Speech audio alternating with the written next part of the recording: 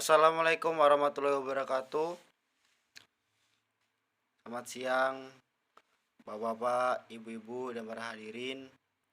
Yang terhormat kepada Bapak Kepala Desa, yang terhormat pada Bapak RT dan RW, serta para petani udang faname yang saya banggakan. Di sini kami akan menyampaikan cara peningkatan hasil budidaya udang faname di Bratasena. Rekan saya yakni Hamzah Hakiki yang akan menyampaikan materi tentang penyuluhan peningkatan hasil budidaya udang faname. Dan saya ingatkan lagi pada bapak-bapak dan ibu-ibu sekalian bahwasanya di sesi nanti akan ada sesi tanya jawab ataupun pertanyaan. Diharapkan untuk bapak-bapak sekalian, ibu-ibu sekalian untuk memperhatikan dalam penyampaian materi di mana akan ada door prize dari kami. Mungkin penyampaian dari saya sekian, akan dilanjutkan oleh presentasi dari Hamzah Hakiki. Kepada Hamzah Hakiki, kami persilakan. Kepada saudara Ronald. Oke, bapak-bapak, ibu-ibu, izinkan saya untuk menyampaikan materi penyuluhan. Untuk yang pertama yaitu udang faname atau Lithopeanus faname adalah spesies udang yang berasal dari pantai barat Amerika, khususnya di daerah sekitar Teluk California, Guatemala, El Salvador, Nicaragua, hingga Peru di Amerika Selatan.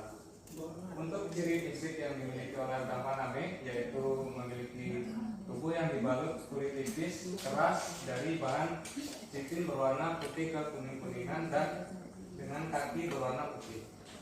Nah, selanjutnya yaitu untuk teknik budidaya udang faname. Persiapan untuk yang pertama yaitu persiapan tambak udang faname. Langkah yang dilakukan pertama yaitu pengeringan tambak, kemudian mengembalikan pH tanah dan persiapan tambak. Untuk yang kedua, pemilihan benur dan cara penebarannya, benur unggul dan benar dan benur sehat. Yang ketiga, manajemen pakan udang faname, waktu pemberian dan jumlah pemberian. Untuk keempat, manajemen kualitas air. Kualitas air meliputi suhu, salinitas, pH air, kandungan oksigen, pelarut, kadar amoniak, dan kecerahan. Untuk kelima yaitu panen dan pasca panen udang faname, umur udang dan ukuran udang. Persiapan tambak udang faname bertujuan untuk mempercepat proses oksidasi yang dapat menetralkan keasaman pada tanah, yaitu dengan membuang gas-gas beracun dan membunuh bibit hama penyakit yang ada di tanah dasar tambak. Ada 4 cara dalam persiapan tambak, yaitu pengeringan tambak. Cara awal dalam persiapan tambak udang faname yaitu pengeringan tambak. Hal ini berfungsi untuk membunuh bakteri yang merugikan yang berada di kolam tambak. Setelah dikeringkan, maka biarkan 3 hari untuk memastikan bakteri yang merugikan di dalam tambak hilang dan mati.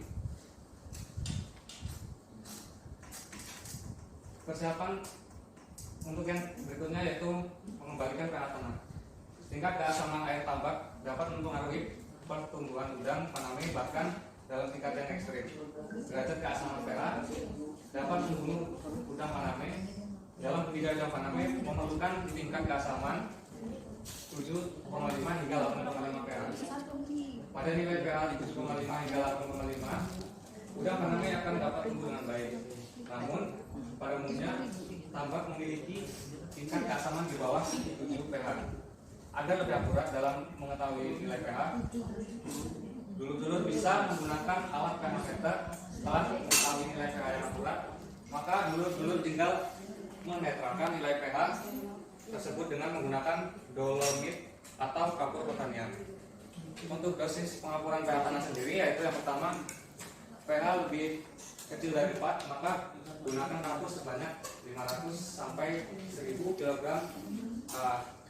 Kemudian pH 5 sampai 6, maka gunakan kapur sebanyak 250 sampai 500 kg per ha. Kemudian pH 6, maka gunakan kapur sebanyak 100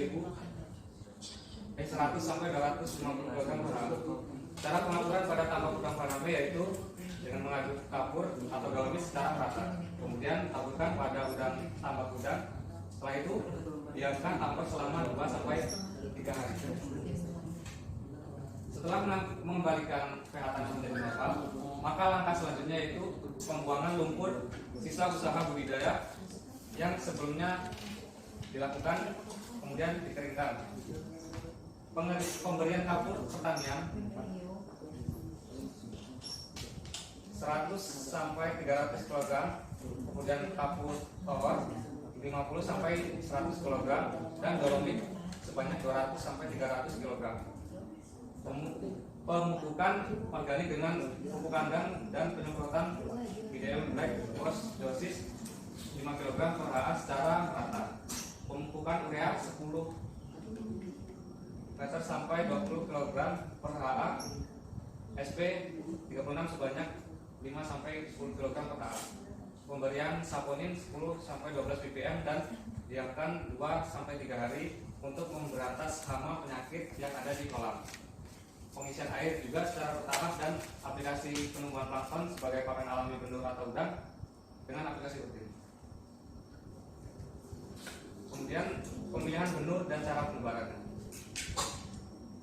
Pilih benur dari pembenihan yang baik dengan ciri-ciri benur yang baik adalah yang pertama yaitu ukuran seragam, organ tubuh lengkap dan tidak cacat.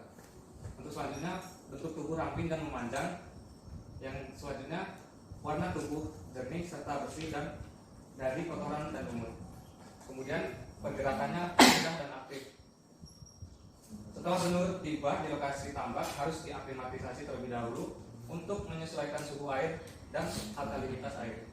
Hal ini bertujuan untuk menghindari stres benur dan meningkatkan angka kelulusan hidup benur. Pada tebal benur berkisar antara 100 sampai 125 ekor per meter persegi. Untuk manajemen pakan udang Faname, yaitu pemberian pakan pelet disesuai dengan usia pertumbuhan udang Faname yang disebar secara merata ke penjuru tambak. Untuk frekuensi pemberian pakan 2 sampai 3 kali sehari pada awal pemeliharaan karena masih tersedia pakan alami yang cukup. Seiring dengan pertumbuhan, udang Faname frekuensi pemberian pakan meningkat sampai 5 sampai 6 kali sehari dengan jumlah 50% dari bobot udang pada awal pertumbuhan, kemudian menurun sampai 3% saat menjelang panen. Untuk selanjutnya manajemen kualitas air. Manajemen air ini berkaitan dengan volume dan kualitas air tambak. Ketinggian air tambak diperhatikan sedemikian rupa dan hanya perlu ditambah karena adanya penguapan atau kebocoran. Kualitas air meliputi suhu, salinitas, pH air, kandungan oksigen terlarut, kadar amoniak, dan kecerahan. Untuk suhu air yang optimal untuk budidaya udang Faname yaitu berkisar 28 derajat Celcius sampai 30 derajat Celcius. Pada suhu tinggi akan meningkatkan keasaman dan reaksi NH3 di air. Keasaman air atau pH yang dikehendaki yaitu 7,5 sampai 8,5. Kadar garam dan salinitas yang diperlukan untuk pertumbuhan dan umur 1 sampai 2 bulan berkisar 15 sampai 25 ppb. Setelah umur lebih dari 2 bulan, kadar garam dalam air 5 sampai 30 ppb. Kandungan oksigen terlarut berkisar 4 sampai 6 ppm. Upaya untuk meningkatkan kadar oksigen terlarut dengan menggunakan kincir air sebanyak 4 sampai 6 kincir setiap 0,25 hektar. Kemudian amoniak dapat berasal dari sekresi udang maupun sisa bahan organik di air. Amoniak ini selanjutnya akan dioksidasi dalam proses nitrifikasi. Nitrit sangat berbahaya bagi udang karena mempengaruhi transport oksigen dalam darah dan merusak jaringan. Kadar nitrit 6,4 ppm dapat menghambat pertumbuhan udang sampai 50%. Kecerahan air tambak berkisar antara 25 sampai 45 cm cc. Kemudian panen dan pasca panen udang Faname. Umur panen udang Faname berkisar 100 hari atau berat udang mencapai 16 sampai 20 gram per ekor. Panen biasanya dilakukan pada malam hari untuk menjaga mutu udang Faname. Bisa dilakukan sebagian atau keseluruhan. Kegiatan pasca panen udang Faname meliputi cuci udang dari lumpur dan kotoran sesegera mungkin, kemudian sortir udang berdasar ukuran dan mutunya. Selanjutnya timbang udang faname, kemudian memasukkan udang dalam box kontainer bersama es secara berlapis atau campur. Sekian, terima kasih. Untuk bapak-bapak dan ibu-ibu, apabila ingin bertanya bisa untuk menghubungi IG kami Udang Faname Jaya atau FB Petani Udang Faname Jaya. Sekian, saya kembalikan ke moderator.